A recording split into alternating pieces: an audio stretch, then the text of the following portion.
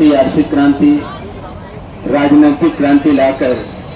मन के एक बरोबर के संदेश देने वाले परम पूज्य बाबा दुर्गा सिंह दास जी के चरणों में सशक्त अभिनंदन। बहुजन समाज में जन्मे सभी मानवतावादी संत गुरु महापुरुषों को नमन करते हुए बहुजन समाज पार्टी की राष्ट्रीय अध्यक्ष बहन कुमारी मायावती जी को उनके नेतृत्व पर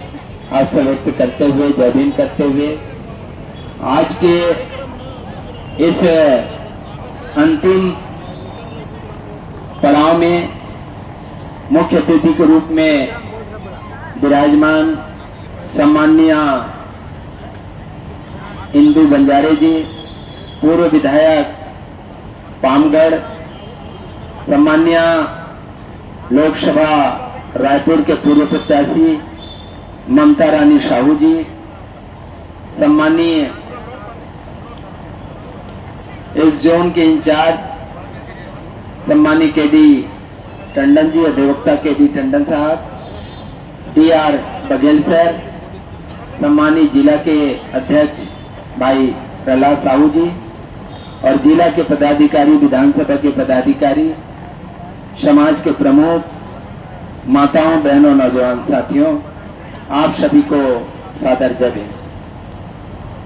आज ये जेल में जो निर्दोष लोग हैं उनके निशर्त रिहाई के लिए बहुजन समाज पार्टी छत्तीसगढ़ के तत्वावधान में हम लोगों ने माननीय बहन कुमारी मायावती जी के दिशा निर्देशानुसार छत्तीसगढ़ के प्रदेश अध्यक्ष माननीय श्याम टंडन जी के नेतृत्व में अनिश्चितकालीन धरना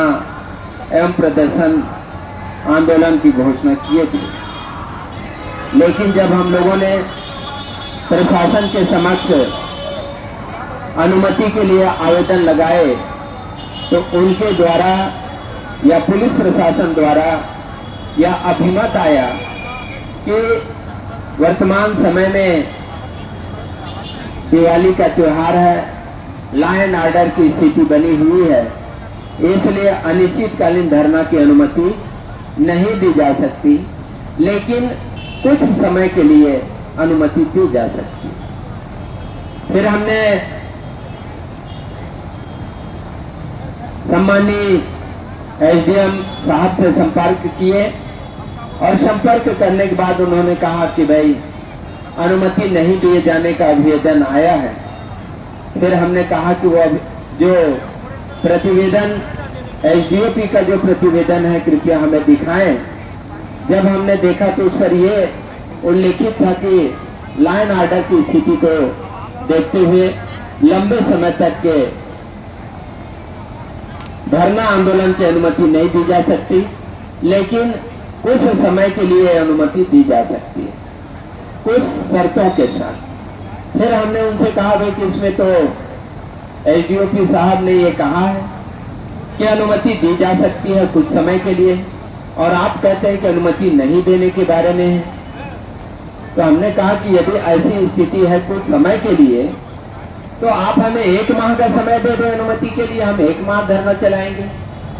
फिर उन्होंने कहा कलेक्टर साहब से मुझे बात करना है और चर्चाएं आगे करनी है। हमने कहा आप कर लीजिए।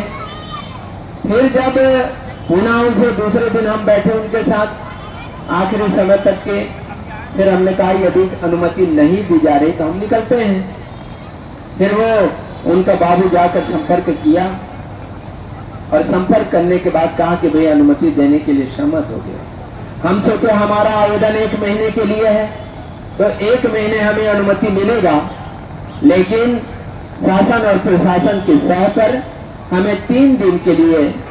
इस धरना स्थल में बैठने की अनुमति थी। लेकिन सम्मानित साथियों,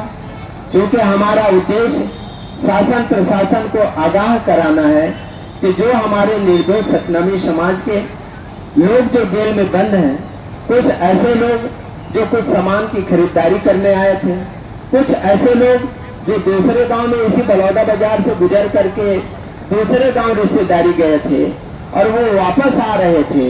ऐसे लोगों को भी पकड़ करके, यदि वो सफेद कपड़े पहने हैं तो ये सतनामी है, उसके बाद नाम पूछते थे, सरनेम पूछते थे। अब जैसा ही सतनामी का सरनेम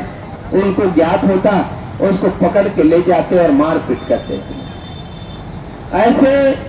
इस कदर उनके साथ मारपीट किया गया,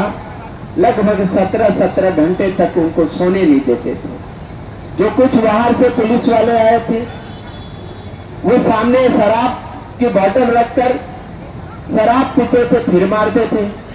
सोने नहीं देते थे। इस कदर अन्याय, अत्याचार, पुलिस की बर्बरता को लोगों के द्वारा, जो जेल में निरुद्ध हैं उन लोगों के द्वारा बताया गया। और जो वीडियो वायरल हुआ उस दिन की घटनाक्रम, कहीं पर पुलिस वाले गाड़ी को तोड़ फोड़ रहे हैं, और जब सतनामी समाज के लोगों ने अमरगुफा धाम के जय सम काटे जाने के विरोध में जब वो सीबीआई जांच की मांग को लेकर के शांतिपूर्वक धरना में बैठे थे, तो उस धरना में उपस्थित एक भी सतनामी समाज बड़ी लाठी या डंडा लेके नहीं आए थे। बड़ी लाठी और डंडा लेके नहीं आए थे, न ही उनके हाथ में पेट्रोल बम रहा है, न ही वो डीजल लेके आए थे, और न ही किसी प्रकार का जो है पत्थर गिट्टी लेके आए थे। लेकिन आखिर इतनी बड़ी घटना हुई तो हुई कैसी? सम्मानित साथियों, वहां बताते हैं कि 3 बजे तक के जो ये धरना प्रदर्शन का अपनी स्पीच चलते रहा है, और इधर 3 बजे के पहले कुछ असामाजिक तत्व के लोग कलेक्ट्रेट परिसर में आगजनी और तोड़फोड़ शुरू कर दी। वहां मैसेज आता है कि भाई देखो कौन आदमी है, 1,500-2 हजार लोग अंदर घुस गए हैं, तोड़फोड़ कर रहे हैं। तो यहाँ के से पता चला कि जितने भी लोग वहां तोड़फोड़ करने वाले थे, अपने मुंह में गमछा बांध करके, शकल को छुपा करके, चेहरा को छुपा करके तोड़फोड़ आगजनी करने में लगे थे। सम्मानित साथियों, जब समाज के लोगों ने जब ज्ञापन सौंपने के लिए आए, इसी दौरान और उसके पूर्व एक घटना घटित हो चुकी थी, घटना हो चुकी थी। फिर जब ये घटना होने के बाद तोड़फोड़ और सारी कार्रवाई और मारपीट की शुरू हुई, और जब समाज के लोग यदि ये घटना को काबिज किए हैं, ऐसा यदि उनके सरकार के लोगों के द्वारा या षड्यंत्रकारी लोगों के द्वारा ऐसा कहा जाता है, तो सतनामी समाज का यहाँ से लगा हुआ 2 कदम में हमारा सामाजिक स्थल है, नैनदास स्मृति स्थल है, उस जगह में भी एक कार को जला दिए, मोटरसाइकिल को जला दिए, पंडाल को जला दिए। तो जब वो उपद्रवी हैं, तो सतनामी समाज क्या अपने ही गाड़ी, अपने मोटरसाइकिल, अपने पंडाल को जलाने का काम करेंगे? तो वहां इस तरीका से वो वही उपद्रवी लोगों ने या वही जो या पुलिस के प्रशासन के लोगों ने वहां तोड़फोड़, मारपीट और आगजनी की घटना को कारित किए। आज तक उस घटना को लेकर कोई एफआईआर नहीं हुई है। सम्मानित साथियों, जब हमारे लोग और इस घटना के संबंध में कुछ षड्यंत्रकारी जो लोग हैं, इस शांतिपूर्वक धरना में दखल देने के लिए, अपनी उस आंदोलन का फायदा उठाने के लिए इन लोगों के द्वारा षड्यंत्रकारी लोगों ने षड्यंत्र रचा, और सबसे पहले षड्यंत्रकारी लोगों ने कलेक्टर परिसर के उस आबकारी विभाग को जलाने का काम किए, क्योंकि आबकारी विभाग में पूर्व सरकार की पूरे कच्चा चिट्ठा वहां बंद था। हजारों करोड़ के घोटाला का, शराब घोटाला का वहां कच्चा चिट्ठा बंद था। इसलिए सतनामी समाज के आड़ में अपनी जो उनकी ये शिकायत या उनकी जो भ्रष्टाचारी रहा है, उसको छिपाने के लिए, सबूत को नष्ट करने के लिए जलाने का काम किया। और इसीलिए यदि ये षड्यंत्रकारी में कांग्रेस के लोग शामिल नहीं होते, तो कांग्रेस का पार्षद, कांग्रेस का विधायक, कांग्रेस का यूएनएसआई का अध्यक्ष, युवा कांग्रेस का अध्यक्ष वो जेल में नहीं होते। विवेचना में जो जानकारी मिला तो तमाम